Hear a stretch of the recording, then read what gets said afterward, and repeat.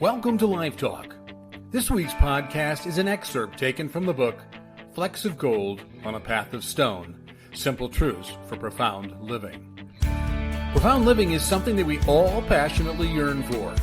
Yet despite our best efforts, it's something that seems frustratingly elusive. We've concocted a dizzying array of strategies, programs, steps, and philosophies that are all designed to achieve the lofty goal of profound living. Yet, generally, profound living is not achieved by developing innovative strategies, tidy programs, form-fitting steps, or by devising trendy philosophies. Rather, genuinely profound living is seized and ceaselessly nurtured through the careful reclamation of simple truths. Life is packed with simple truths that carry within them the timeless principles and raw power to live profoundly for a lifetime and more. This book and the following excerpt is about simple truths richly explained, practically expanded upon, and relevantly integrated into life's realities in a manner that both cultivates and engenders stunningly profound living. I hope that you enjoy this week's excerpt. An unknown author wrote, "Real treasure lies not in what can be seen, but what cannot be seen." Oddly, we possess this strangely cockeyed perception that we must be able to see something in order to treasure it. What we see as treasure is really only the thing that's revealing the treasure itself. The treasure in a daisy is not the daisy, but the massively creative genius behind the daisy. The flower itself is simply a tender, fragrant, and quite intricate manifestation of the real treasure. Reflected in the wonder of this simple flower, we are privileged to see a whisper-thin slice of something truly marvelous. Real treasure, then, lies nestled in hidden places, with generous clues to its magnificence scattered all about us like a generous field of daisies that rolls off to blue horizons. Sadly, we call those clues treasure. The real treasure is often too airy and intangible for us. But we feel that we have to see treasure, which in reality keeps us from seeing treasure. Not only do we have to see treasure, we think that we have to be able to somehow hold it in our hands. And then in far too many cases, we think that we have to be able to own it in order to really treasure it. What we haven't figured out is that if we can possess something, it's simply not a treasure, for real treasure is far too elusive to be held in the hands of any man. Sadly, we rarely consider the reality that real treasure is the stuff that can't be seen. Therefore, we don't look for it because we presume that there's nothing to look for.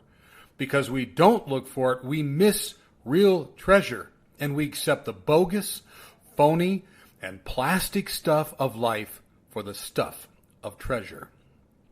We plod through life with our pockets crammed with a squalid array of worthless trinkets that we think to be treasure.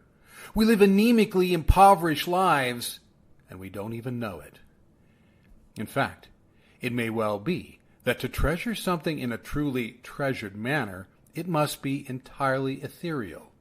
It must be something that we can't see, that we can't hold, and that we can't own.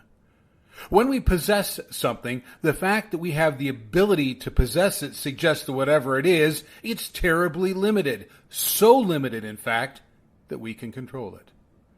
Possessing something suggests that whatever we possess is subject to our whims and the flux of our whimsy.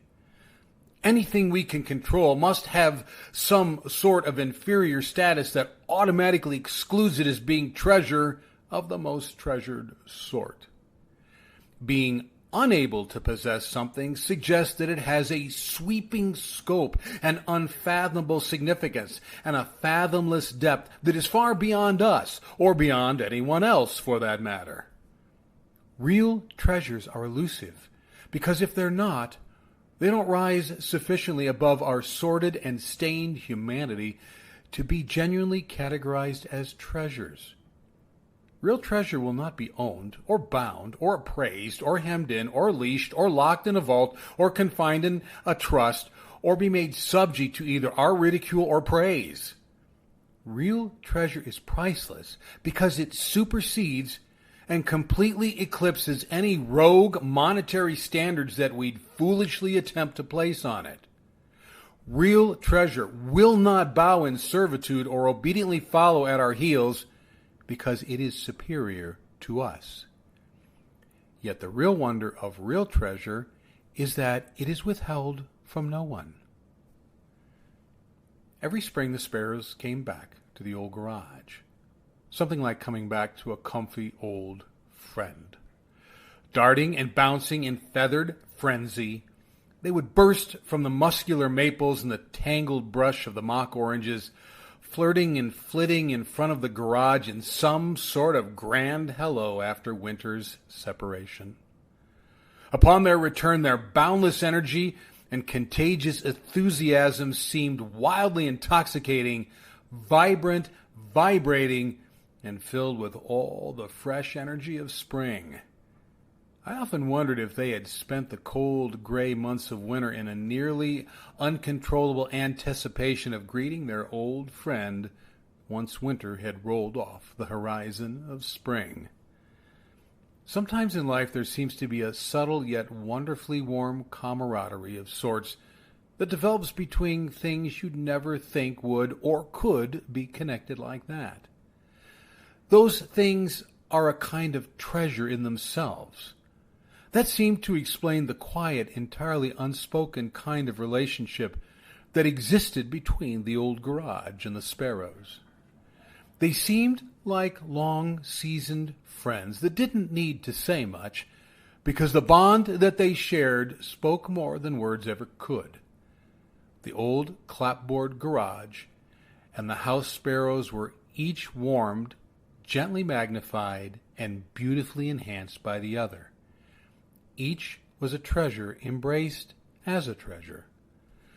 The sparrows would glide up between the heavy wooden doors and slip by the sturdy steel tracks that they ran on, seeming to nestle into the garage's soft clapboard embrace. Every spring the sparrows would settle in and nest right above the heavy wooden doors, tucked just inside the thin edge of the garage attic. There was far too much love and warmth in the old garage, so there were usually 2 or 3 nests enfolded above the wooden doors. It was easy to see the sparrows incessantly coming and going as they bobbed and darted about. Yet, as with any real treasure, you couldn't see what they were doing. Treasure enveloped in secrecy always lends a bit of tantalizing mystery to it all. The sparrows were phenomenally tireless, transporting endless bits of straw and brown grasses into the garage, building a place to birth the treasures of the next generation. Within moments of entering the garage, they would poke out elated heads and then burst into flight with empty beaks. In no time, they would return with more strands of lacy grass, or bits of tattered weed, or cottony fibers, or limply discarded pieces of string, over and over. Within weeks, the sound of new life could be heard tentatively reaching out from above the old wooden doors. Scattered chirps and peeps liberally tossed out as brilliant shards of spring would be shushed when anyone approached. Patient mothers were teaching their little ones that life is an incomparable treasure, but treasure does not eliminate danger. These little hidden treasures would become ever louder as they grew.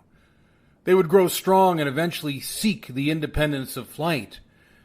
And before the close of spring, they would launch themselves in a gangly and awkward kind of flight. Curiosity would beckon them out to explore the places close to the garage, bursting into uncoordinated flight, but never wandering too far away. Life would eventually call them out even further from the clapboard garage until they were gone into summer's embrace. Treasures are hidden away in quiet places. They speak in soft tones and often become silenced as we approach. They don't beg to be found, but embrace us if we do happen to find them. They are a product of completely ordinary circumstances unfolding in wonderfully extraordinary ways. They are found hidden in the nooks and crannies of our existence, all around us, if we quit allowing our attention to be captivated by that which is noisy and listen for that which is quiet and still. Treasures are products of treasures. Real treasure is the product of lives shared, experiences intermingled, roads merged into single lanes, sacrifices jointly experienced, the soulful laughter of two hearts in beat with each other, and lives bountifully expended in unity.